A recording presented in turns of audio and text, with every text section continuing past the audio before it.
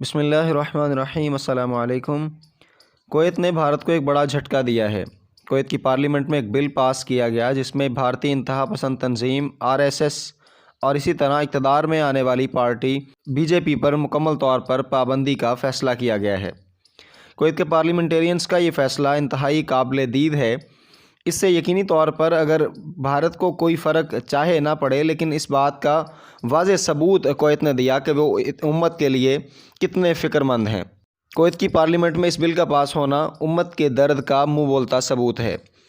Kuwait نے گزشتہ روز اس بل کو اس لیے پاس کیا کہ بھارت میں ہونے والی انتہا پسندی اور مسلمانوں سے ناروا سلوک پر اپنی ہمدردی کا اظہار کیا جائے۔ گزشتہ ایک ہفتے سے تقریباً بھارتی ایمبیسی کے سامنے ہزاروں خواتین حجاب کے اندر اپنی بہن مسکان کے ساتھ ہمدردی کا اظہار کرتے ہوئے احتجاج کر رہی ہیں کہ بھارت کے اندر مسلمانوں کے ساتھ ناروا سلوک کیا جاتا ہے جس کو کسی صورت برداشت نہیں کیا جائے گا۔ اسی طرح گزشتہ روز کویتی پارلیمنٹیرینز نے ایک پریس کانفرنس کی جس میں انہوں نے بڑے غصے بھرے لہجے کے اندر واضح طور پر اپنے موقف کو واضح کیا۔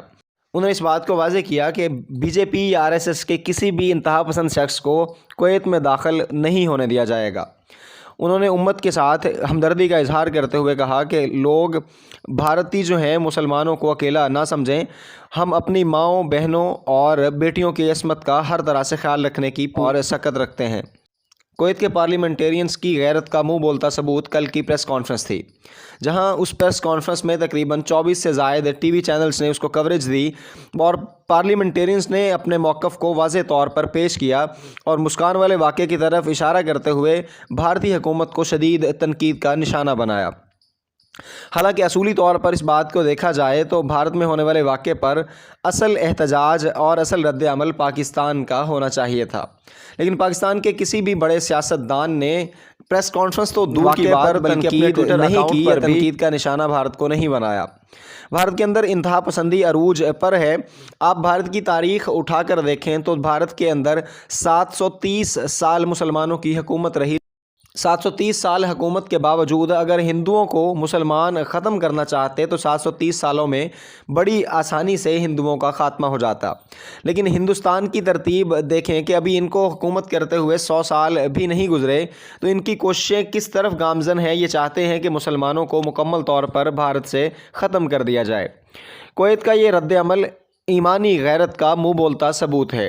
کویت کے اندر بھارتیوں کی تعداد تقریباً 8.5 لاکھ سے زیادہ ہے، جن میں 3 لاکھ سے زائد جو ہیں وہ ہندو موجود ہیں۔ اب وہ سارے کے سارے ورکرز ہو سکتا ہے آئندہ آنے والے حالات میں اگر کشیدگی مزید بڑھتی ہے تو کویت ان سارے کے سارے بھارتی ورکرز کو نکالنے کے لیے بھی تیار ہو سکتا ہے، لیکن سوچنا یہ ہے اس سے مودی حکومت یا بھارتی حکومت کو کیا فرق پڑے گا؟ نقصان تو ایک عام آدمی کا ہی ہوگا۔ مسلمان دنیا کے کسی بھی کونے میں آباد ہوں، مسلمان جسد واحد کی طرح ہیں۔ کویت کے پارلیمنٹیرینز کا اور کویت کے اندر پوری کی پوری ملک کے اندر احتجاج کرتی ہوئی خواتین اس بات کا منہ بولتا ثبوت دے رہی ہیں کہ بھارت میں ہونے والے ظلم کے خلاف وہ سارے کے سارے مسلمانوں کے ساتھ کھڑے ہیں۔ اس وقت امت کو اس درد اور اس فکر کی ضرورت ہے کہ جس کی وجہ سے پوری امت یکتا ہو سکے۔ حدیث پاک کے مطابق پوری کی پوری امت ایک جسم کی مانند ہے۔ جسم کے کسی ایک حصے میں تکلیف ہو تو پورے کا پورا جسم لرز جاتا ہے۔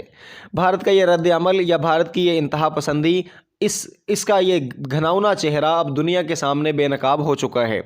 کویت نے جس طرح سے غیرت ایمانی کا مظاہرہ کیا، باقی اسلامی ممالک کو بھی اس میں بڑھ چڑھ کر حصہ لینا چاہیے تاکہ بھارت اپنے ان سارے کے سارے رد عمل سے پیچھے ہٹنے کی پوری کوشش کرے اور بھارت میں موجود مسلمانوں کی رکاوٹوں اور مسلمانوں کو پیش آنے والی مشکلات سے ان کو چھٹکارا مل سکے۔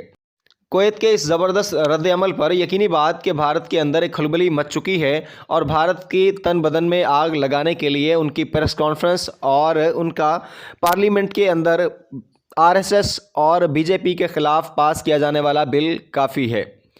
دعا ہے کہ اللہ تعالیٰ امت مسلمہ میں اتحاد اور اتفاق کی فضا پیدا فرمائے اور پوری دنیا میں بسنے والے مسلمانوں کی حفاظت فرمائے۔ اپنا بہت سارا خیال رکھیے گا۔ آئندہ ملیں گے انشاءاللہ ایک نئی ویڈیو کے ساتھ، تب تک کے لیے السلام علیکم۔